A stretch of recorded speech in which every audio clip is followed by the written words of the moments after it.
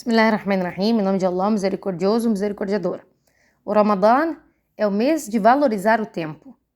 Allah subhanahu wa ta'ala ensinou ao Corão, na Surat Al-Asr, pela era que o homem está na perdição, salvo os crentes que praticam o bem, aconselham-se na verdade e recomendam uns aos outros a paciência. E disse Allah subhanahu wa ta'ala no Corão, na criação dos céus e da terra e na alternância do dia e da noite, há sinais para os sensatos. Esses versículos eles explicam o valor do tempo na vida de um muçulmano. O Criador dos mundos declara o tempo como uma grande medida de sucesso ou fracasso de alguém. Uma das mais preciosas bênçãos concedidas por Allah subhanahu wa ta'ala é o tempo.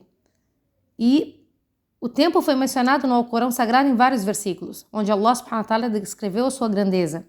Allah subhanahu wa ta'ala ensinou no Alcorão, pôs à sua disposição o sol e a lua, que seguem os seus cursos, pôs à vossa disposição a noite e o dia.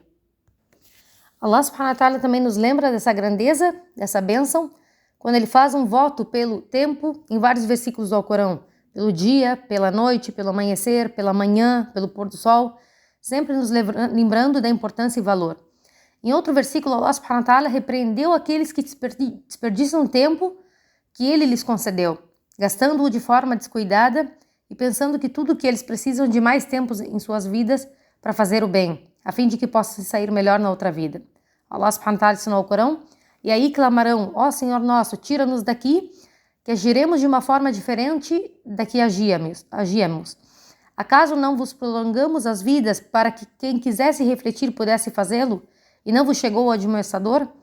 Provai, pois, o castigo, sabei que os injustos não têm socorredor algum. O profeta sallallahu alaihi wasallam se refere especificamente ao tempo e aconselha os muçulmanos a tirar a vantagem dele, realizando boas ações prontamente, e não tomando como garantidos os momentos de facilidade que Allah subhanahu wa ta'ala nos dá. Todos nós conhecemos ditados como o tempo é dinheiro ou o tempo é ouro. O tempo tem uma grande importância na vida do ser humano. A humanidade sempre foi ansiosa com o tempo, com a passagem do tempo, com a medição do tempo. O tempo é uma bênção para todos nós. Devemos nos concentrar em como usamos esse tempo de acordo com a perspectiva islâmica. Devemos fazer o uso do tempo com sabedoria para aumentar a nossa fé nessa vida e a recompensa na outra. O profeta sallallahu alaihi wasallam disse no hadith, há duas bênçãos que muitas pessoas perdem. São elas a saúde e o tempo livre para fazer o bem. Deste hadith, nós podemos concluir que devemos utilizar o tempo para fazer boas ações em prol da satisfação de Allah subhanahu wa ta'ala. Se os seres humanos não desperdiçarem ou abusarem do tempo, mas sim pensarem nele como uma bênção de Allah, então eles têm todos os motivos para esperar pelo sucesso, tanto nessa vida como na outra. E sem dúvida que nós desagradamos a Allah o Altíssimo quando usamos mal o tempo. Devemos lembrar que o tempo deve ser gasto para cumprir com o nosso propósito nessa vida, que é adorar a Allah. Allah subhanahu wa ta'ala deixou muito claro no Corão o objetivo, quando ele diz, não criei os gênios e os humanos senão para me adorarem. Desse versículo entendemos que nós devemos utilizar a nossa vida, o nosso tempo para adorar a Allah, ao invés de fazer coisas inúteis que não vão nos trazer benefícios nem nessa vida e nem na outra. Todo verdadeiro crente sabe que a vida terrena é temporária e a sua realização eterna está em agradarmos a Allah subhanahu wa ta'ala e viver a vida de acordo com seus mandamentos. O tempo nunca pode ser substituído ou renovado depois de passado. Quando desperdiçamos nosso tempo, é como se alguém investisse seu capital impulsivamente e não usasse para gerar qualquer lucro. O profeta sallallahu alaihi wasallam costumava convocar os muçulmanos a tomar a iniciativa de fazer boas ações antes que surgissem qualquer obstáculo. Ele disse no hadith, não perca tempo para fazer boas ações antes que você seja pego por uma das 7 calamidades que o aguardam. Uma fome que pode prejudicar a sua sabedoria, uma prosperidade que pode enganá-lo, uma doença que pode prejudicar a sua saúde, uma velhice que pode prejudicar seus sentidos, uma morte súbita, o Dajjal, o anticristo, ou o dia do juízo final, que é de fato o mais difícil e amargo. Em outro hadith, o profeta sallallahu alaihi wasallam disse, aproveite 5 assuntos antes de outros 5 assuntos, a sua juventude antes de envelhecer, a sua saúde antes de ficar doente, a sua riqueza antes de ficar pobre, seu tempo livre antes de ficar preocupado e sua vida antes da sua morte. Então, o hadith é sobre a natureza limitada da nossa vida e de como o tempo está se esgotando. E de como devemos aproveitar esse tempo antes que seja tarde demais.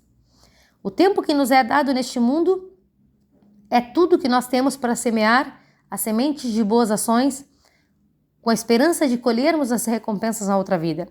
Esse tempo é limitado e não pode ser devolvido, trocado, transferido de outra pessoa.